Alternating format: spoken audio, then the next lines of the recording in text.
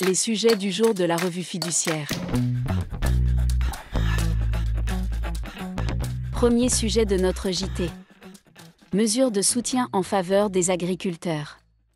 Du fait de conditions climatiques exceptionnelles, certains exploitants agricoles ont subi cette année d'importantes pertes de rendement. Pour les soutenir, diverses mesures de soutien ont été annoncées par le ministère de l'Économie. Sans démarche individuelle, la Direction générale des finances publiques pourra procéder à des dégrèvements de taxes foncières sur les propriétés non bâties dans le périmètre de parcelles particulièrement touchées, et selon le taux de perte constaté. Si des dégrèvements d'office ne peuvent pas être mis en œuvre, les exploitants pourront formuler des réclamations individuelles. Enfin, les services fiscaux examineront avec bienveillance les demandes de délai de paiement ou de remise gracieuse. Deuxième sujet de notre JT. Un prêt flash pour numériser son entreprise. Bpifrance, partenaire France Num, propose une solution de financement rapide et 100% en ligne aux TPE et PME pour financer leur transformation numérique. Il s'agit du prêt Boost Transformation Numérique. Grâce à ce prêt, l'entreprise peut couvrir des frais aussi divers que l'acquisition d'équipements numériques et ou de logiciels, le recours à des prestations de conseil et ou d'assistance technique pour ces projets numériques, des actions de formation ou de conduite du changement pour le dirigeant ou ses salariés, l'augmentation des besoins en fonds de roulement pour soutenir les projets de développement.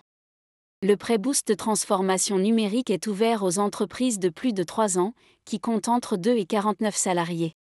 Il permet d'emprunter de 5 000 à 75 000 euros sur 3 à 5 ans sans avoir à fournir une garantie. L'entreprise qui le souscrit peut, en outre, attendre de 9 à 12 mois avant de commencer à le rembourser et bénéficier de mensualités de remboursement adaptées. Pour en savoir plus, flash.bpifrance.fr/financement/prêt-boost-transformation-numérique. Troisième sujet de notre JT. Virus Mpox, préconisation en cas de salariés contaminés. Si le Mpox est une maladie transmise de l'animal à l'humain, elle se transmet aussi entre personnes. Le 23 août 2024, le ministère du Travail, de la Santé et de la Solidarité a mis en ligne un question-réponse relatif à ce virus. Il y évoque notamment le cas du salarié diagnostiqué positif et la marche à suivre dans ces circonstances. Le ministère indique qu'en cas de diagnostic positif, la personne infectée doit télétravailler durant 3 semaines à partir de la date de début des signes. Cette période de 3 semaines pourra être étendue si la cicatrisation des lésions n'est pas terminée. Si le télétravail est impossible, le salarié ne doit pas travailler. À notre sens, cela implique de présenter un arrêt de travail à son employeur.